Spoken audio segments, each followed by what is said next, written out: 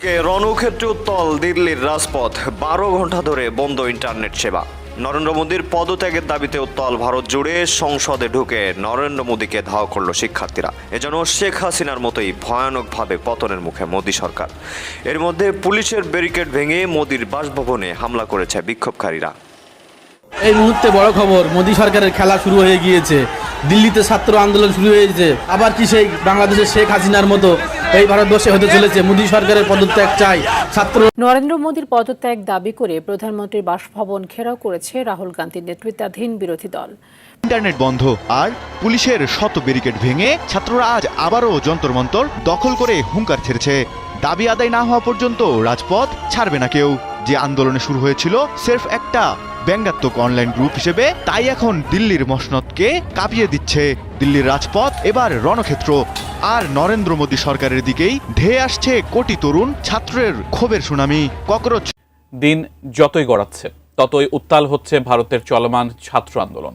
প্রতিদিনই এই আন্দোলনের সংহতি জানাচ্ছেন বিভিন্ন রাজনৈতিক দল, সামাজিক সাংস্কৃতিক সংগঠন। বিক্ষোভে যোগ দিচ্ছেন হাজারো শিক্ষার্থী, সাধারণ মানুষ।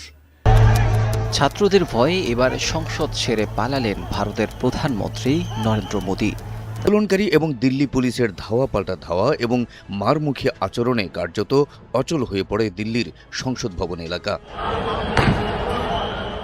বাইরের এমন উত্তপ্ত পরিস্থিতিতে বিচলিত হয়ে পড়েন সংসদের ভেতরে থাকা প্রধানমন্ত্রী নরেন্দ্র মোদী সহ অন্যান্যরাও। এক পর্যায়ে কড়া নিরাপত্তা বলয়ের মধ্যে তড়িঘড়ি করে প্রধানমন্ত্রীর কনভয়কে সংসদ ভবন ত্যাগ করে বেরিয়ে যেতে দেখা যায়। একটি ভিডিওতে দেখা যায় বাইরে যখন আন্দোলনকারী এবং পুলিশের মধ্যে ধাওয়া পাল্টা ধাওয়া চলছিল, তখন প্রধানমন্ত্রী নরেন্দ্র মোদী চুপিসারে গাড়িতে করে বের হয়ে যান। আসসালামু আলাইকুম প্রিয় দর্শক, ভিডিও শুরুতে কিছু ভিডিও অংশবিশেষ দেখেছেন, দেখে বুঝতে পেরেছেন আজকের এই ভিডিওটা কতটা গুরুত্বপূর্ণ হতে যাচ্ছে। দর্শক, ভিডিওটি না টেনে সম্পূর্ণ দেখবেন, আর আমাদের চ্যানেল নতুন হয়ে দেখলে চ্যানেলটি সাবস্ক্রাইব করে আমাদের সাথে থাকবেন। দর্শক, চলুন ভিডিওগুলো দেখে আসি।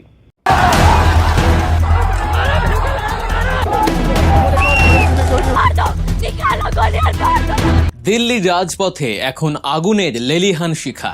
যে দিল্লিতে আশ্রয় নিয়েছেন বাংলাদেশের ক্ষমতাচ্যুত স্বৈরাচারী শেখ হাসিনা, সেই দিল্লি এখন পরিণত হয়েছে এক রণক্ষেত্রে। ছাত্র জনতার উত্তাল আন্দোলনের মুখে রীতিমতো কাঁপছে ভারতের ক্ষমতার কেন্দ্রবিন্দু। জীবন বাঁচাতে তড়িঘড়ি করে কড়া নিরাপত্তার ঘেরা টোপে সংসদ ভবন ছেড়ে পালিয়েছেন খোদ প্রধানমন্ত্রী নরেন্দ্র মোদী। হ্যাঁ, ঠিকই শুনছেন, বাংলাদেশের 24 জুলাই আগস্টের গণ অভ্যুত্থানের ঠিক যেন এক কার্বন কপি এখন মঞ্চস্থ হচ্ছে ভারতের মাটিতে। আর এই আন্দোলনের নেতৃত্বে রয়েছে এক অভিনব নামে রাজনৈতিক দল, ককরোচ জনতা পার্টি বা তেলাপোকা জনতা পার্টি। আশ্চর্যের বিষয় হলো, বাংলাদেশের ছাত্র জনতাকে যেভাবে নির্বিচারে গুলি আর লাঠি পেটা করে দমানোর চেষ্টা করেছিলেন হাসিনা, ঠিক সেই একই কায়দায় একই স্টাইলে দিল্লি রাজপথে এখন পিটানো হচ্ছে এই তেলাপোকা তথা প্রতিবাদী শিক্ষার্থীদের। বিশ্লেষকরা বলছেন, মোদীকে এই ভয়ঙ্কর কূটবুদ্ধি দিচ্ছেন খোদ শেখ হাসিনাই।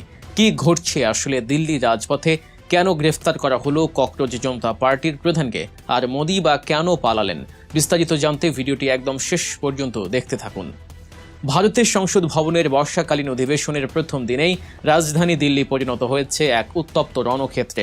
মাত্র কয়েক মাস আগে আত্মপ্রকাশ করা ককরোচ জনতা পার্টির ডাকা চলো সংসদ কর্মসূচিকে কেন্দ্র করে যে বীভৎস পরিস্থিতি সৃষ্টি হয়েছে, তা ভারতের ইতিহাসে এক নজিরবিহীন ঘটনা। হাজার হাজার শিক্ষার্থী, তরুণ তরুণী এবং সাধারণ মানুষ যন্তরে মন্তরে জড়ো হয়ে যখন সংসদ ভবনের দিকে এগোতে শুরু করে, তখন তাদের উপর ঝাঁপিয়ে পড়ে মোদীর পুলিশ বাহিনী। আর এই হামলার ধরন দেখে স্তম্ভিত পুরো বিশ্ব। ঠিক যেভাবে বাংলাদেশের রাজপথে আবু সাইদ মুগ্ধদের উপর নির্বিচারে হামলা চালিয়েছিল হাসিনার পেটুয়া বাহিনী, দিল্লির বুকেও ঠিক সেই একই কায়দায় চলছে দমন পীড়ন। রাজনৈতিক বিশ্লেষক এবং নেটিজেনদের মধ্যে জোট গুঞ্জন, 5 আগস্টের পর দিল্লিতে পালিয়ে যাওয়া শেখ হাসিনা হয়তো নরেন্দ্র মোদীকে তার সেই পুরনো ব্যর্থ এবং রক্তক্ষয়ী ফর্মুলাই দিচ্ছেন। হাসিনাও ভেবেছিলেন পুলিশ দিয়ে, টিয়ার শেল আর জলকামান দিয়ে ছাত্র আন্দোলন থামিয়ে দেবেন। আজ মোদী সরকারও ঠিক একই ভুল করছে। শিক্ষার্থীদের দাবি দাওয়া না শুনে তাদের উপর লেলিয়ে দেওয়া হয়েছে আধা সামরিক বাহিনী, র্যাপিড অ্যাকশন ব্যাটালিয়ন এবং বিশাল পুলিশ বাহিনী। যন্তর মন্তর, বিজয় চক এবং সেন্ট্রাল ভিস্তার আশপাশের এলাকা এখন যেন এক যুদ্ধক্ষেত্র। ব্যারিকেড ভেঙে শিক্ষার্থীরা যখন এগোতে চাইছে, তখন তাদের উপর চলছে নির্বিচার লাঠিচার্জ। ফাটানো হচ্ছে একের পর এক টিয়ার শেল, ছোড়া হচ্ছে জলকামান। কিন্তু আশ্চর্যের বিষয় হলো, এত ভয়ঙ্কর পুলিশি তাণ্ডবের পরও রাজপথ ছাড়ছে না ভারতের ছাত্র জনতা। তাদের চোখে মুখে কোনো ভয় নেই, তারা যেন বাংলাদেশের 24-এর বিপ্লব থেকে প্রেরণা নিয়েই রাস্তায় নেমেছে। এই প্রবল জনরোষের আজ যখন সংসদ ভবনের ভেতরে পৌঁছায়, তখন সেখানে থাকা খোদ প্রধানমন্ত্রী নরেন্দ্র মোদী এবং তার মন্ত্রিসভার সদস্যদের মধ্যে চরম আতঙ্ক ছড়িয়ে পড়ে। অবস্থা বেগতিক দেখে কোনো ঝুঁকি না নিয়ে কড়া নিরাপত্তা বলয়ের মধ্যে তড়িঘড়ি করে সংসদ ভবন থেকে কনভয় নিয়ে পালিয়ে যান মোদী। যে ভিডিওটি এখন সামাজিক যোগাযোগ মাধ্যমে রীতিমতো ভাইরাল। কালো কাঁচের গাড়িতে করে একজন রাষ্ট্রনেতার ভাবে নিরাপদ আশ্রয়ে সরে যাওয়া প্রমাণ করে ছাত্র জনতার ক্ষোভের আগুন কতটা তীব্র। এখন প্রশ্ন হলো, কারা এই ককরোচ জনতা পার্টি? কেনই বা তারা নিজেদেরকে তেলাপোকা বলছে? আর কেনই বা তারা সংসদ ঘেরাওয়ের মতো এত বড় পদক্ষেপ নিল? এর পেছনের কারণটি অত্যন্ত মর্মান্তিক এবং ভারতের শিক্ষা ব্যবস্থার এক কলঙ্কজনক অধ্যায়। সম্প্রতি ভারতের বিভিন্ন জাতীয় পর্যায়ের ভর্তি ও নিয়োগ পরীক্ষায়, বিশেষ করে নিট পরীক্ষায় ব্যাপক প্রশ্ন ফাঁস, জালিয়াতি এবং দুর্নীতির ঘটনা ঘটেছে। প্রায় 22,80,000 শিক্ষার্থীর জীবন নিয়ে ছিনিমিনি খেলেছে মোদী সরকারের শিক্ষা মন্ত্রক। এই ভয়াবহ জালিয়াতির কারণে হতাশাগ্রস্ত হয়ে অন্তত 20 জন মেধাবী শিক্ষার্থী আত্মহত্যার পথ বেছে নিয়েছে। ঠিক যেমনটা বাংলাদেশে কোটা বৈষম্যের কারণে লাখো তরুণের ভবিষ্যৎ নষ্ট হচ্ছিল, ভারতেও দুর্নীতিগ্রস্ত শিক্ষা ব্যবস্থার কারণে লাখো তরুণের স্বপ্ন ধূলিসাৎ হয়ে গেছে।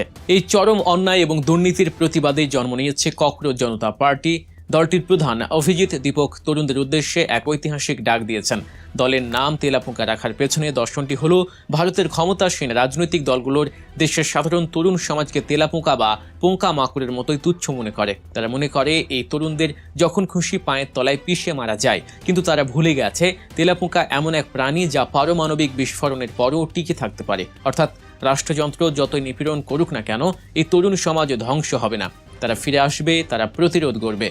আর এই প্রতিরোধের ডাক দেওয়ার অপরাধে ককরোচ জনতা পার্টির প্রধান সহ অসংখ্য আন্দোলনকারীকে রীতিমতো রাস্তা থেকে চ্যাংদোলা করে টেনে হিঁচড়ে পুলিশের বাসে তোলা হয়েছে। হাসিনার স্টাইলে এই তেলাপোকাদের লাঠি পেটা করে থেতলে দেওয়ার চেষ্টা করছে পুলিশ। অনেককে গ্রেফতার করা হয়েছে, অনেককে হাসপাতালে ভর্তি করা হয়েছে। নারী শিক্ষার্থীদের উপরেও চালানো হয়েছে অমানবিক নির্যাতন। দিল্লির এই পরিস্থিতি নিয়ন্ত্রণ করতে মোদী সরকার কতটা বেপরোয়া হয়ে উঠেছে তা তাদের পদক্ষেপ দেখলেই বোঝা যায়। আন্দোলনকারীদের ঠেকাতে পুরো নয়া দিল্লি জেলায় 163 ধারা জারি করা হয়েছে, যা অনেকটা কারফিউয়ের মতোই। এমনকি মধ্য দিল্লির বেশ কয়েকটি এলাকায় মোবাইল ইন্টারনেট পরিষেবা সম্পূর্ণ বন্ধ করে দেওয়া হয়েছে। অন্তত 5টি মেট্রো স্টেশনের প্রবেশদ্বার সিল করে দেওয়া হয়েছে, যাতে নতুন করে কোনো শিক্ষার্থী আন্দোলনে যোগ দিতে না পারে। ঠিক যেন বাংলাদেশের ইন্টারনেট ব্ল্যাকআউটের কথা মনে করে দিচ্ছে এই সরকার। সরকার ভাবছে ইন্টারনেট বন্ধ করে আর পুলিশ দিয়ে পিটিয়ে তারা নিজেদের গদি বাঁচাবে, কিন্তু ইতিহাস সাক্ষী, যখন ছাত্র জনতা একবার রাস্তায় নেমে আসে, তখন কোনো স্বৈরাচারী কৌশলী আর কাজে আসে না। এই আন্দোলনের তীব্রতা আরও বহুগুণ বেড়ে যায় যখন প্রখ্যাত পরিবেশকর্মী এবং শিক্ষা সংস্কারক সোনম ওয়াংচু এই শিক্ষার্থীদের প্রতি সংহতি জানিয়ে 21 দিনের অনশন শুরু করেন। কিন্তু মোদির পুলিশ তাকেও ছাড়েনি, জোরপূর্বক তাকে তুলে নিয়ে গিয়ে হাসপাতালে ভর্তি করা হয়েছে। এই স্বৈরাচারী আচরণের পরই ককরোচ জনতা পার্টি এই আন্দোলনকে ভারতের দ্বিতীয় স্বাধীনতা আন্দোলন হিসেবে ঘোষণা করেছে। শিক্ষার্থীদের দাবি একটাই, শিক্ষামন্ত্রী ধর্মেন্দ্র প্রধানকে অবিলম্বে পদত্যাগ করতে হবে, পরীক্ষা ব্যবস্থায় স্বচ্ছতা নিশ্চিত করতে হবে এবং কাঠামোগত সংস্কার আনতে হবে। বিরোধী দলনেতা মল্লিকার্জুন খার্গেও সংসদে ভবনে দাঁড়িয়ে সেখানে এই পুলিশি বর্বরতার তীব্র নিন্দা জানিয়েছেন, কিন্তু মোদী প্রশাসন কোনো কথাই কানে তুলছে না। তারা আন্দোলনকারীদের বিশৃঙ্খলা সৃষ্টিকারী আখ্যা দিয়ে পুরো বিষয়টি ভিন্ন খাতে প্রবাহিত করার চেষ্টা করছে। কিন্তু একটা বিষয় আজ জলের মতো পরিষ্কার, শেখ হাসিনা যেমন অহংকার আর জেদের বশবর্তী হয়ে তরুণদের দাবি মেনে না নিয়ে গুলি চালানোর পথ বেছে নিয়েছিলেন এবং পরিণতিতে দেশ ছেড়ে পালাতে বাধ্য হয়েছিলেন, নরেন্দ্র মোদীও সেই একই পথে আজ হাঁটছেন। হাসিনা আজ দিল্লিতে বসে মোদীকে হয়তো সেই একই পরামর্শ দিচ্ছেন, ছাড় দেয়া যাবে না, কঠোর হাতে দমন করো। কিন্তু মোদী হয়তো বুঝতে পারছেন না, এই তেলাপোকারা আসলে ভারতের সেই অদম্য তরুণ সমাজ যাদের একবার জাগিয়ে দিলে কোনো পুলিশ বাহিনী, কোনো জলকামান বা টিয়ার শেল তাদের রুখতে পারবে না।